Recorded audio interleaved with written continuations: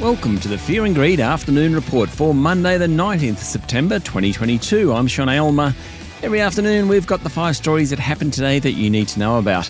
Let's jump into it. Story number 1, the world awaits the funeral of Queen Elizabeth II, which is due to start at 8 p.m. Australian Eastern Standard Time. The 1-hour ceremony will host dignitaries from US President Joe Biden to Australian Prime Minister Anthony Albanese and 10 everyday Australians. Some of the notable absentees include the leaders of China and Turkey. Many of the details of the funeral, such as the music, were planned by the Queen herself. The service will conclude a 10-day national mourning period in the UK and will take place at Westminster Abbey in the heart of London and be attended by around 2,000 people. Story number 2, the S&P ASX 200 closed down 0.3% today to 6,720 points. Like in other equity markets, investors are waiting to see what the central banks of the US, UK and Japan do later in the week. There wasn't a lot going on today. The big banks were mixed, so too the big iron ore miners, while the energy companies were lower. Wesfarmers was an outperformer, up 1.4%, while software group WiseTech Global jumped 1.7% and Gold Digger Newcrest Mining rose 1.8%. Computershare was among the worst, down nearly 4%. Best on the day was lithium producer Lake Resources, which jumped 13%, having fallen more than 20% last week. Worst was another lithium company, Sayona Mining. Mind you, generally the lithium and gold companies did pretty well today. It's a big week for dividend payouts. BHP will give more than $12.5 billion back to shareholders on Thursday, thanks to its massive final dividend. Rio Tinto will pay out $1.4 billion on the same day, while Telstra will share nearly $1 billion amongst its shareholders. Story number 3.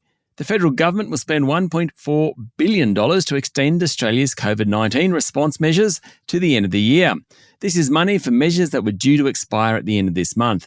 There's an extra $840 million for aged care support, $115 million for the supply of rapid antigen tests to service providers and care recipients in high-risk settings, $142 million in rebates for COVID testing, and $235 million for PPE treatments, RATs and other supplies for aged care, primary care, disability care and First National Health Services.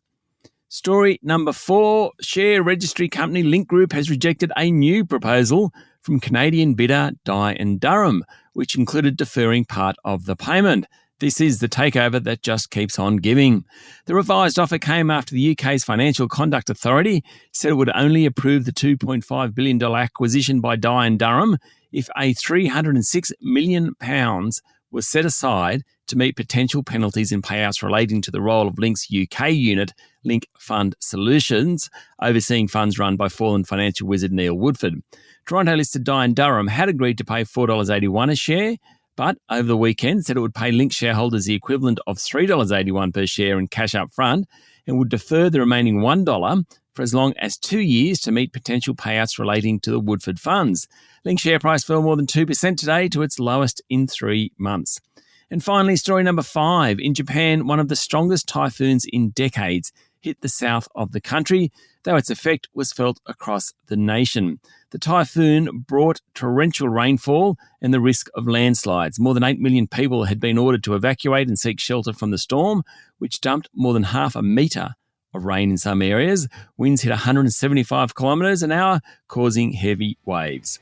That's it for the afternoon report for Monday the 19th of September 2022. Don't forget to hit follow on the podcast and find Fear and Greed on LinkedIn, Twitter and Facebook. Join Michael Thompson and I tomorrow morning for the Fast 5 by Fear and Greed. The top 5 business stories you need to know in just 5 minutes. I'm Sean Aylmer. Enjoy your evening.